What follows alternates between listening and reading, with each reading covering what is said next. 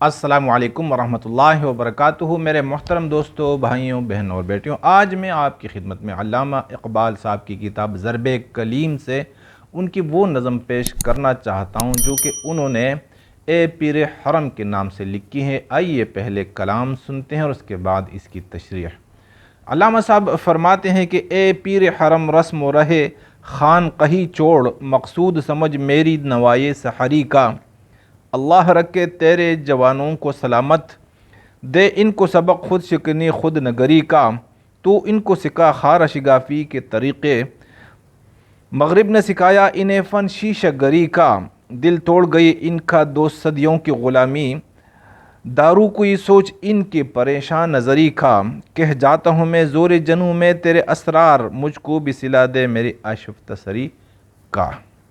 میرے محترم دوستوں، بھائیوں، علامہ اقبال صاحب اے پیر حرم یعنی پیر حرم کا مقصد صرف یہ نہیں ہے کہ حرم شریف کے جو امام صاحب ہیں یہ ان کی طرف اشارہ ہے، بلکہ یہ ہر مسجد کے امام سے مخاطب ہیں علامہ اقبال صاحب، بھلے وہ کسی بھی مسلک کے پیشوا ہوں، کسی بھی مکتبہ فکر کے علماء ہوں، ساری امت کہ علماء کرام اور پیران حضرات سے علامہ اقبال صاحب ایک شفقت آموز لہجے میں مخاطب ہے اور انہیں عرض کرتے ہیں کہ اے پیر حرم رسم و رہے خان قہی چھوڑ، اے حرم کے پیر، اے امام صاحب، اے مولوی صاحب، اے پیر صاحب، یہ جو خانقاہوں کا رسم و راہ ہے یہ روایتی انداز آپ کو چھوڑنا پڑے گا،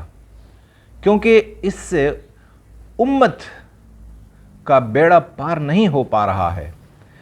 مقصود سمجھ میری نوائے سحری کا۔ نوائے سحری صبح صبح کی جو آذان ہوتی ہے، یعنی صبح سے پہلے جب مسلمان اٹھتا ہے اور تہجد کے وقت یہ اللہ سے جو باتیں کرتا ہے اسی کو کہتے ہیں نوائے سحر۔ تو علامہ اقبال صاحب صبح صبح ان کو سمجھا رہے ہیں ہمارے علماء حضرات کو کہ اے اللہ کے بندو، اب روایتی انداز کو چھوڑ دیجئے گا اور امت کو کسی اور چیز کی ضرورت ہے، آپ نے کسی اور راہ پہ پوری امت کو لگائی ہوئی ہے۔ تو اب کیا کرنا ہے؟ اللہ رکھے تیرے جوانوں کو سلامت، دے ان کو سبق خود شکنی خود نگری کا۔ علامہ صاحب کو اندازہ ہے کہ امت کے جوان، امت کے نوجوان سب کے سب اپنے علماء کی باتیں مانتے ہیں اور ان کی طرف چل رہے ہیں، ان کے اشاروں پر جانیں بھی قربان کر رہے ہیں۔ تو اللہ سبحانہ و تعالی سے دست بدعا ہے علامہ اقبال صاحب، اور فرماتے ہیں کہ اللہ ان جوانوں کو سلامت رکھے۔ بس اتنی بات ہے کہ اے علماء حضرات، اے پیران حضرات، ان کو کون سا سبق سکھانا ہے؟ خود شکنی کا۔ یعنی آج ہر مسلمان، ہر جوان اپنے آپ میں مست ہے، اپنے آپ میں مغرور ہے۔ کوئی قوم، کوئی خاندان، کوئی قبیلے، کوئی وطن، کوئی علاقے، سب ان کو یہ نسبتیں لگی ہوئی ہیں اور ہر ایک انسان اپنی نسبت میں مست ہے۔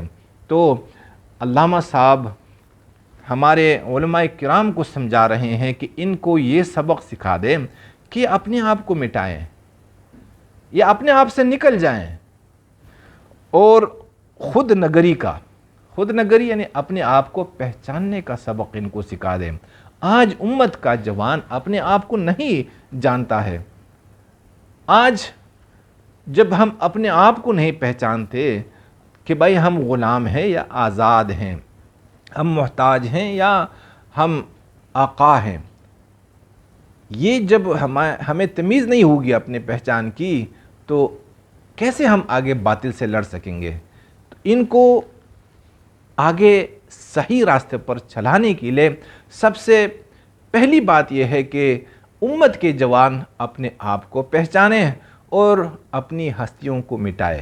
جب ہم اپنی ہستیوں کو مٹائیں گے تو اللہ سبحانہ و تعالیٰ اپنی قدرت سے ہمیں وجود بخشیں گے۔ تو ان کو سکھا خار شگافی کے طریقے، مغرب نے سکھایا انہیں فن شیشہ گری کا۔ علامہ اقبال صاحب نے ان سے ایک اور بات کہی۔ علامہ صاحب کتنے علم والے ہیں جو پیر حرم کو طریقے سکھاتے ہیں کہ آپ نے کیا کرنا ہے امت کی رہنمائی کے سلسلے میں۔ تو فرماتے ہیں کہ دوسری بات یہ ہے کہ انہیں مشقت سکھا دے۔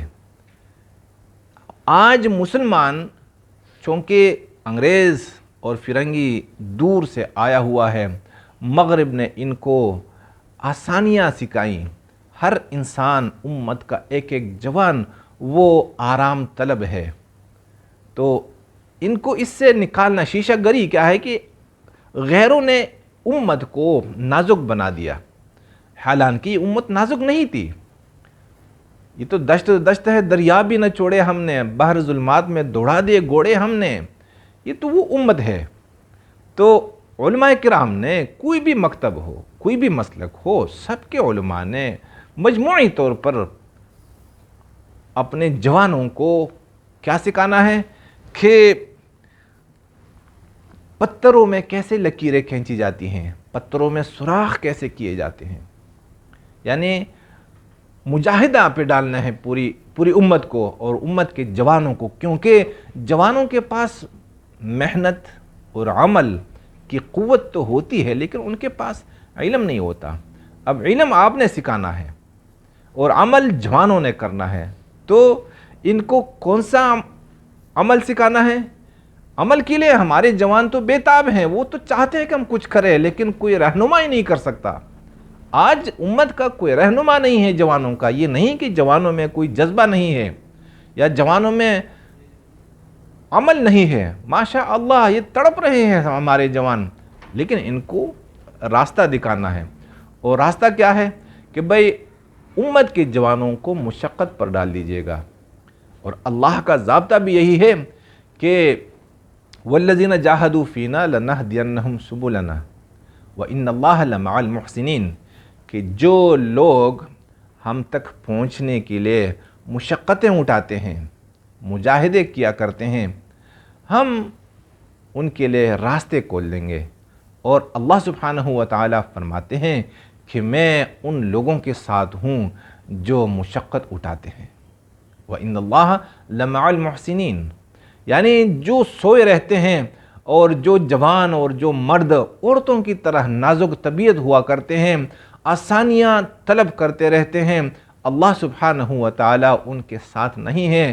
اللہ سبحانہ و تعالیٰ ان کے ساتھ ہیں، ان کی مدد فرماتے ہیں، انہیں اپنی طرف بلاتے ہیں، انہیں اپنے قریب کرتے ہیں جو اللہ کے راستے میں مشقت اٹھاتے ہیں۔ اور میرے محترم دوستو بھائیوں، یہ جو آیت ہے ہمارے تبلیغی حضرات اس آیت کو بہت استعمال کرتے ہیں، تو وہ اپنا طریقہ کار ہے اس کو مجاہدہ کہتے ہیں، حالانکہ تبلیغ میں نکل کر کوئی مجاہدہ نہیں ہے۔ مسجد میں سونا اور 4 وقت کا کھانا اور 3 وقت آرام کرنا، یہ کون سی مشقت ہے؟ یہ کون سا مجاہدہ ہے؟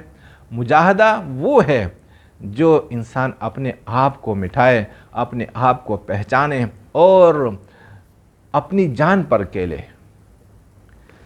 تو علامہ صاحب نے علماء حضرات کو 2 باتیں سکھائیں، پھر فرماتے ہیں کہ دل توڑ گئی ان کا 2 صدیوں کی غلامی، دارو کوئی سوچ ان کی پریشان نظری کا۔